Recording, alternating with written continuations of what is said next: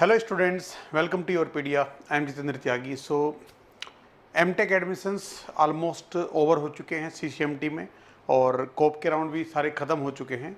But अभी भी बहुत सारे ऐसे स्टूडेंट्स अगर हैं कोई भी जिनका गेट क्वालिफाइड नहीं हुआ था और जिन्होंने अभी तक कहीं पे एडमिशन नहीं लिया है, ठीक है, या जिनका गेट क्वालिफाइड था बट अभी तक उन्होंने कहीं पे एडमिशन नहीं लिया है और वो चाहते हैं एडमिशन लेना एमटेक में कहीं पे, तो उनके लिए एक और अपॉर्चुनिटी आई है। बहुत ही अच्छी अपॉर्चुनिटी है।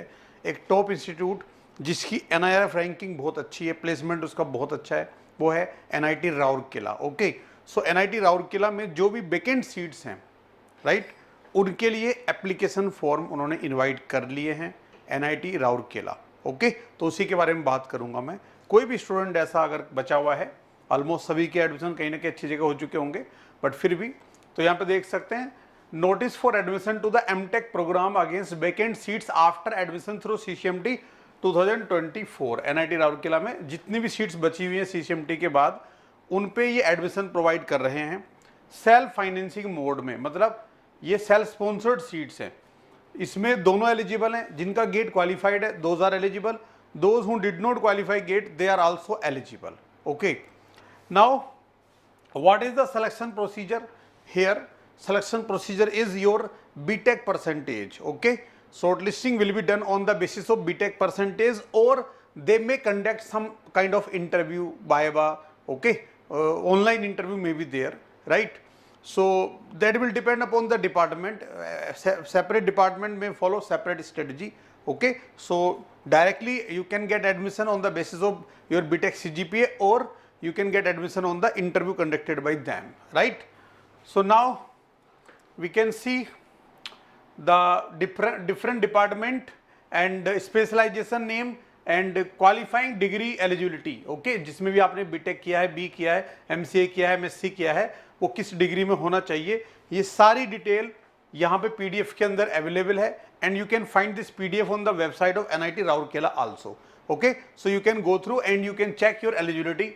सो बायोटेक्नोलॉजी एंड मेडिकल इंजीनियरिंग में 2 स्पेशलाइजेशन है और ये क्राइटेरिया है यहाँ पे, ठीक है। सिमिलरली सिविल इंजीनियरिंग में यहाँ पे जियोटेक है, स्ट्रक्चरल इंजीनियरिंग है, ट्रांसपोर्टेशन है, वाटर रिसोर्स इंजीनियरिंग है, एनवायरमेंटल इंजीनियरिंग है, और उनकी जो रिक्वायरमेंट है बीटेक क्वालिफिकेशन की वो ये मेंशन्ड है, आप प्लीज रीड कर लीजिए बाद में। Okay, then computer science department में इंफॉर्मेशन सिक्योरिटी है, सॉफ्टवेयर इंजीनियरिंग है, कंप्यूटर साइंस है, ठीक है, और इसमें कौन कौन एलिजिबल है वो सारा यहाँ पे दिया हुआ है, you can check. Then chemical engineering में 2 स्पेशलाइजेशन है, chemical and energy. Okay, so दोनों का क्राइटेरिया यहाँ पे मेंशन्ड है। सिरेमिक इंजीनियरिंग में इंडस्ट्रियल सिरेमिक्स ब्रांच है, उसके अंदर कौन एलिजिबल है ये यहाँ पे मेंशन्ड है। MSc वाले स्टूडेंट्स भी यहाँ पे सब जगह एलिजिबल हैं। और उसके बाद इलेक्ट्रॉनिक्स एंड कम्युनिकेशन डिपार्टमेंट में हमारे पास स्पेशलाइजेशन है कम्युनिकेशन एंड नेटवर्क, ठीक है, और उसके अलावा electronics and instrumentation engineering, RF and microwave system, signal and image processing. Okay, in branch के अंदर यहाँ पे सीट्स वैकेंट है, तो आप इसमें अप्लाई कर सकते हो। और इसके अंदर उसके बाद इलेक्ट्रिकल डिपार्टमेंट में एक ब्रांच है इलेक्ट्रॉनिक सिस्टम एंड कम्युनिकेशन, जो बहुत अच्छा प्लेसमेंट इसका होता है, ऑलमोस्ट VLSI जैसा ही प्लेसमेंट है। जो बच्चे VLSI में इंटरेस्टेड है वो इस डिपार्टमेंट में इस ब्रांच को चूज कर सकते हैं। Then control and automation, power electronics, power system, सारे ही अच्छी ब्रांचेस हैं यहाँ पे, अच्छे प्लेसमेंट इन सब में होते हैं।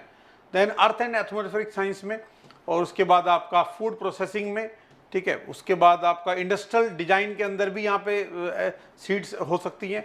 और मैकेनिकल इंजीनियरिंग में mechanical system design and control specialization है। उसके बाद मैन्युफैक्चरिंग या ऑटोमेशन इंजीनियरिंग स्पेशलाइजेशन है।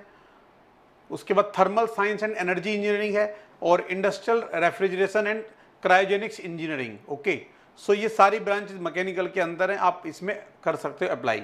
Metallurgical and materials engineering department में ये ब्रांच एलिजिबल है, और माइनिंग इंजीनियरिंग भी वहाँ पे एलिजिबल है। ओके, तो ये सारी स्पेशलाइजेशन और डिपार्टमेंट मेंशन्ड है। अब क्राइटेरिया क्या है आपका, बीटेक में आपका 60% मार्क्स या 6.5 CGPA होना चाहिए, और SC/ST PWD कैंडिडेट के लिए 55% या 6 CGPA होना चाहिए, ठीक है, और आपका कोई बैकलॉग अभी नहीं पेंडिंग नहीं होना चाहिए। ओके, सारा क्लियर होना चाहिए 15 जुलाई 2024 तक, राइट।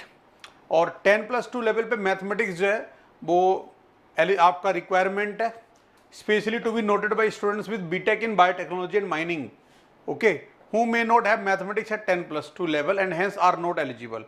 ओके, तो ये इंपॉर्टेंट पॉइंट है कि जो बीटेक जो बायोटेक में जिन्होंने किया है या माइनिंग इंजीनियरिंग में किया है, अगर आपका 10+2 लेवल में मैथमेटिक्स नहीं पढ़ा है आपने तो आप यहां पे एलिजिबल नहीं हैं।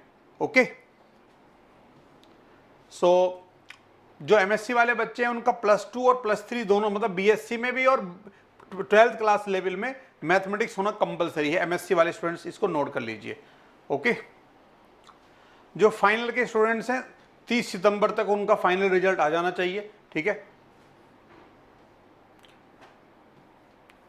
उसके बाद सिलेक्शन प्रोसीजर यहाँ पे ऑलरेडी मैंने डिस्कस कर लिया है आपसे कि इसमें आपका जो क्वालिफाइंग डिग्री का सीजीपी है उसके बेसिस पे या फिर वो रिटन एग्जाम भी ले सकते हैं, ओरल एग्जाम भी ले सकते हैं, वो डिसाइड किया जाएगा कंसर्न डिपार्टमेंट के द्वारा, उसके बेसिस पे आपको सीट ऑफर की जाएगी। राइट,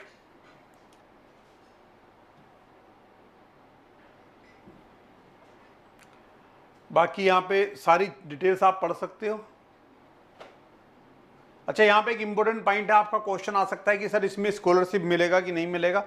तो सेल्फ फाइनेंसिंग मोड है ये, तो यहाँ पे candidate admitted under the self financing scheme will not be eligible for any financial assistance even though GATE qualified. मतलब अगर आपका गेट क्वालिफाइड भी है लेकिन अगर आप इसके थ्रू एडमिशन लेंगे सेल्फ फाइनेंस मोड के थ्रू तो आपको स्कॉलरशिप नहीं मिलेगा। 12,400 का स्कॉलरशिप यहाँ पे एलिजिबल नहीं है इन सीट्स के लिए। ओके, उसके बाद फीस स्ट्रक्चर आप चेक कर सकते हैं क्या है वहाँ पे टोटल, और जो एडमिशन अगर आप इसमें लेते हैं तो आपका फी रिफंडेबल नहीं है, केवल मैथ्स फी रिफंडेबल हो सकता है, ट्यूशन फी आपका एडजस्टेबल है, वो रिफंडेबल नहीं है।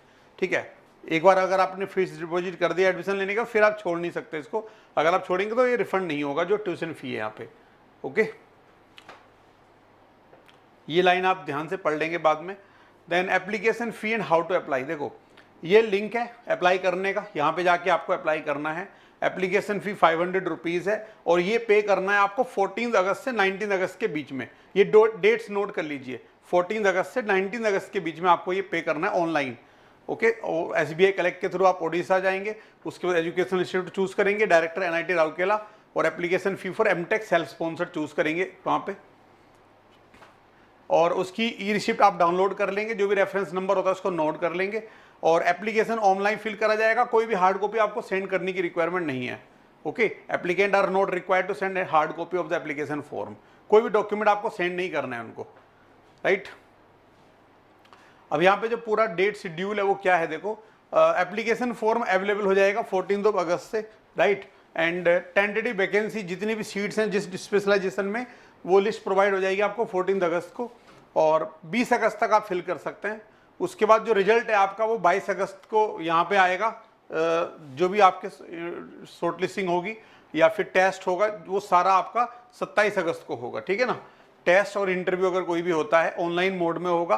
ठीक है, ये 27 अगस्त 27 अगस्त को रहेगा। राइट, आपको 22 तारीख तक इन्फॉर्मेशन आ जाएगा, और जो फाइनली जो सेलेक्टेड कैंडिडेट होंगे उनका रिजल्ट 28 अगस्त को आपको डिस्प्ले हो जाएगा। 29 को आपको एडमिशन लेना है और रजिस्ट्रेशन करना है 30 अगस्त को। क्लासेस आपकी 30 अगस्त से स्टार्ट हो जाएंगी। ओके, सो इनका जो नोटिफिकेशन नोटिस बोर्ड है उसको आप जाके चेक करते रहें, कोई भी और इन्फॉर्मेशन आपको मिलती है उसको ध्यान रखें। ओके, सो जो भी स्टूडेंट्स अभी तक मिस कर गए हैं अपॉर्चुनिटी उनके लिए बढ़िया अपॉर्चुनिटी है, एक बार लिस्ट चेक कर लीजिए उसके बाद आप अप्लाई कर दीजिए। Okay, all the best.